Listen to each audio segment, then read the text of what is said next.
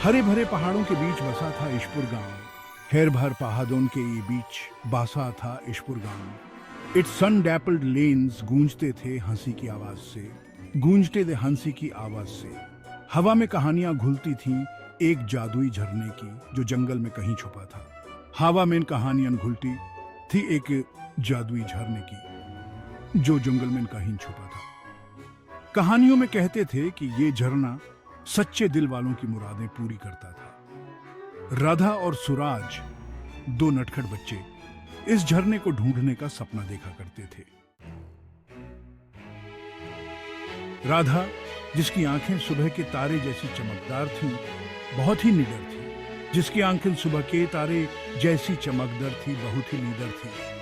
सूरज मजबूत और दयालु, हर मुश्किल का सामना मुस्कुराते हुए करता था। मजबूत और दयालु, हर मुश्किल का सामना मुस्कुराते हुए करता था। उनकी दोस्ती गांव के बाहर खड़े बरगद के पेड़ जितनी ही मजबूत, उनकी राह दिखाने वाला प्रकाश था। उनकी दोस्ती गांव के बाहर खड़े बरगद के पेड़ जितनी ही मजबूत, उनकी राह दिखाने वाला प्रकाश थी। दोनों में ही एडवेंचर्स का बहुत शौक था और उनकी हंसी आम के बागों में गूंजती रहती थी। दोनों में ही एडवेंचर्स का बहुत शौक था और उनकी हंसी आम के बागों में गूंजती रहती थी। एक दिन दोपहर की धूप में उन्होंने उस जादुई झरने को ढूंढने का फैसला किया। एक दिन दोपहर की धूप में उन्होंने उस जादुई झरने को ढूंढने का फैसला किया। अपने अटूट साहस, एक पुराने नक्शे और उम्मीदों से भरे दिल के साथ वो विस्परिंग वुड्स में चले गए। अपने अटूट साहस, एक पुराने नक्शे और उम्मीदों से भरे दिल के साथ वो विस्परिंग वुड्स में चले गए। पेड़ों से छनकर आती हुई धूप जंगल की जमीन पर नाचती हुई दिखाई दे रही थी। पेड़ों से छनकर आती हुई धूप जंगल की जमीन पर नाचती हुई दिखाई दे रही थी। हवा में झिंगुरों की आवाज गूंज रही थी। हवा में झिंगुरों की आवाज गूंज रही थी। उनका सफर आसान नहीं था। उनका सफर आसान नहीं था। उनका सामना शरारती पिशाचों से हुआ और उन्हें गिरे हुए पेड़ों के तनों को पुल बनाकर उफनते हुए नालों को पार करना पड़ा।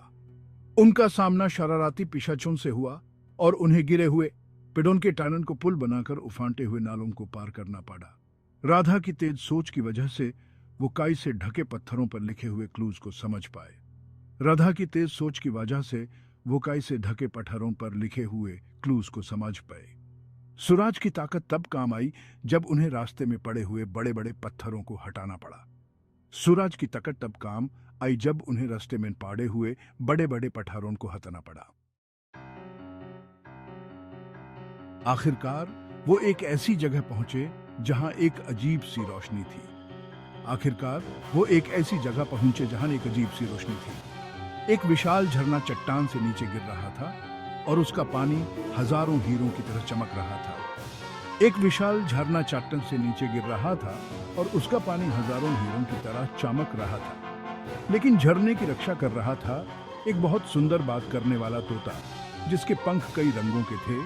लेकिन झरने की रक्षा कर रहा था एक बहुत सुंदर बात करने वाला तोता, जिसके पंख कई रंगों के थे। उसने रिडल्स पूछकर उनकी बुद्धि और साहस की परीक्षा ली।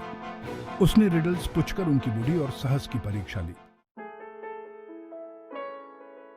राधा और सूरज ने हर रिडल का जवाब ईमानदारी और दयालुता से दिया।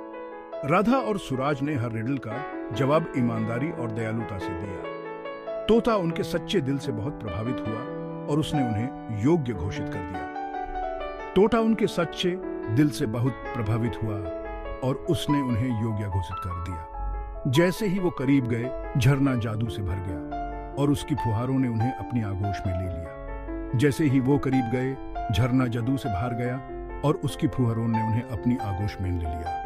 जंगल में सन्नाटा छा गया, मानो वो उनकी जीत का गवाह बन रहा हो। जंगल में सन्नाटा छा गया, मानो वो उनकी जीत का गवाह बन रहा हो।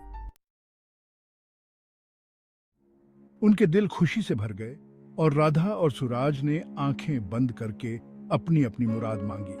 राधा ने अपनी बीमार दादी के स्वास्थ्य की कामना की। सूरज ने कामना की कि उनके गांव में हमेशा खुशहाली बनी रहे। झरना चमक उठा, उसकी आवाज उनकी उम्मीदों और सपनों को प्रतिध्वनित कर रही थी। जब वो हाथों में हाथ डाले वापस चल दिए तो उन्हें एहसास हुआ कि असली जादू झरने में नहीं बल्कि उनकी दोस्ती की ताकत और उनके दिल में छिपे साहस में था। जब वो हाथों में हाथ डेल वापस चल दिए तो उन्हें एहसास हुआ कि असली जादू झरने में नहीं बल्कि उनकी दोस्ती की ताकत और उनके दिल में छिपे साहस में था। जंगल की फुसफुसाहटें उनके पीछे पीछे चली, मानो उनके इस अद्भुत साहसिक कार्य की याद दिला रही हों। जंगल की फुसफुसाहटें उनके पीछे पीछे चली, मानो उनके इस अद्भुत साहसिक कार्य की याद दिला रही हों।